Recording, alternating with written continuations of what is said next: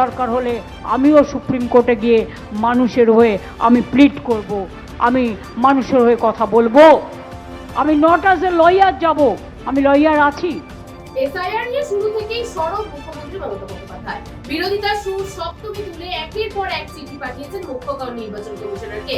ইতিমধ্যেই 6টি চিঠি পাঠানো হয়েছে নির্বাচন কমিশনের উদ্দেশ্যে। এবার সেই ইস্যুতে দিল্লিতে মুখ্য নির্বাচন কমিশনের সঙ্গে সরাসরি সাক্ষাৎ করবেন মুখ্যমন্ত্রী। সোমবার বিকেলে নির্বাচন সদনে মুখ্য নির্বাচন কমিশনের জ্ঞানেশ কুমারের সঙ্গে বৈঠক করবেন মমতা বন্দ্যোপাধ্যায়। তার সঙ্গে থাকবে 15 জন সদস্যের একটি প্রতিনিধি দল। তবে এই সাক্ষাতের ঠিক 24 ঘন্টা আগে বড় পদক্ষেপ করছেন মুখ্যমন্ত্রী মমতা বন্দ্যোপাধ্যায়। নির্বাচন কমিশন এবং রাজ্যের সিইও দপ্তরের বিরুদ্ধে সুপ্রিম কোর্টে মামলা দায়ের করেছেন তিনি। ফলে এসআইআর নিয়ে নির্বাচন কমিশন বনাম তৃণমূলের সংঘাত আরো তীব্র। এই ব্যাপারে আরো বিস্তারিত জানাবে আমাদের প্রতিনিধি বিদিত্য রয়েছে টেলিফোনে। বিদিত্য, এই মুহূর্তে কি আপডেট রয়েছে তোমার? দেখো, শুধু তোমাকে জানিয়ে রাখবো, ইতিমধ্যে দাঁড়িয়ে কিন্তু আজকে সোমবার 2রা জানুয়ারি সবার সময় দাঁড়িয়ে তৃণমূল কংগ্রেসের তরফ থেকে আমি বিবৃতি দাবি করা হয়েছিল যে আজকে একেবারে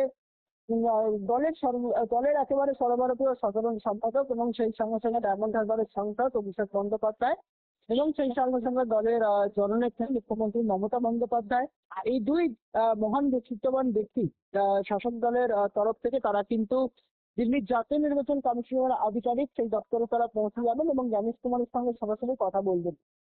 ইতিমধ্যে দাঁড়িয়ে রাজ্যে একেবারে দেখা যাচ্ছে এসআইআর এ মৃত্যুর ঘটনা সর্বসাধারণের সামনে জনসমক্ষে উঠে আসছে, কিন্তু মৃত্যুর ঘটনা বন্ধ হচ্ছে না। এবং অন্যদিকে সবচেয়ে আলোচ্য পয়েন্ট বা বিষয়, একদিকে দেখা যাচ্ছে এসআইআর আবহে একাধিক ব্যক্তিত্ববান ব্যক্তিদেরও সঠিক সংশ্লিষ্ট পরিচয়পত্র থাকার দরুনও এই রাজ্যের মুখ্য নির্বাচনী আধিকারিকের দপ্তর এবং সর্বোপরি দেশের জাতীয় নির্বাচন কমিশনারের তরফ থেকে বারংবার হয়রানির শিকার করা হচ্ছে তাদেরকে।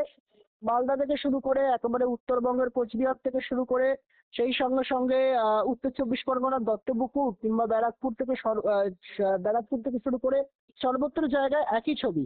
এই আবহে এবার এসআইআর এর ক্ষতিগ্রস্তদের পুলিশি হেনস্থা অভিযোগ শুনেই দিল্লির বঙ্গভবনে অভিষেককে নিয়ে মুখ্যমন্ত্রী মমতা বন্দ্যোপাধ্যায় পৌঁছে গেলেন এবং তিনি বলেছেন যে লড়ে যাবেন তিনি।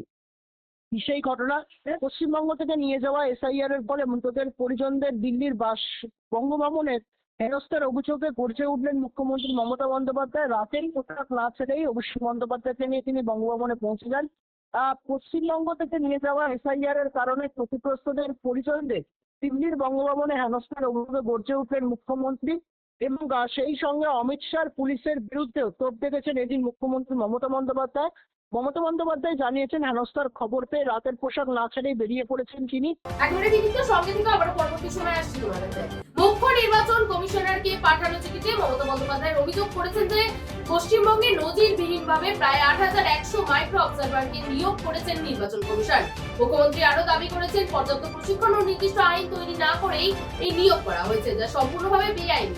তার আরো অভিযোগ, এই প্রক্রিয়ার মাধ্যমে সাধারণ মানুষের মধ্যে আতঙ্ক ছড়ানো হচ্ছে।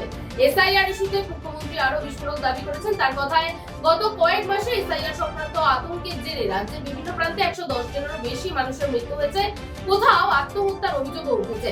মমতা বন্দ্যোপাধ্যায় স্পষ্ট বার্তায়, এই মৃত্যুর জন্য নির্বাচন কমিশন ও কেন্দ্রীয় সরকারকেই তাদের দায়ভার নিতে হবে। তবে তৃণমূল সূত্রের খবর, এই মৃত্যুর ঘটনায় ক্ষতিগ্রস্ত শতাধিক পরিবারের সদস্যদের দিল্লিতে নিয়ে যাওয়া হয়েছে। তাদের মধ্যে কয়েকজন সোমবার মুখ্যমন্ত্রীর সঙ্গে মুখ্য নির্বাচন কমিশনের সাক্ষাতে উপস্থিত থাকতে পারেন বলেই জানা যাচ্ছে। উল্লেখ্য, এর আগেও এসআইআর নিয়ে সুপ্রিম কোর্টে মামলা করেছেন দোলা সেন ও মহুয়া মৈত্র। সেই মামলার শুনানি রয়েছে বুধবার। তার আগেই এবার সরাসরি সুপ্রিম কোর্টের দ্বারস্থ হলেন মুখ্যমন্ত্রী মমতা বন্দ্যোপাধ্যায়। বুধবার এসআইআর সংক্রান্ত সব মামলার সঙ্গে মুখ্যমন্ত্রীর করা মামলারও শুনানি হবে একসঙ্গেই হতে পারে বলে ইঙ্গিত মিলছে। সব মিলিয়ে এসআইআর ইস্যুতে রাজনৈতিক চাপানোত্তর এখন চরমে। দিল্লির বৈঠক ও সুপ্রিম কোর্টের শুনানির দিকেই তাকিয়ে গোটা রাজনৈতিক মহল।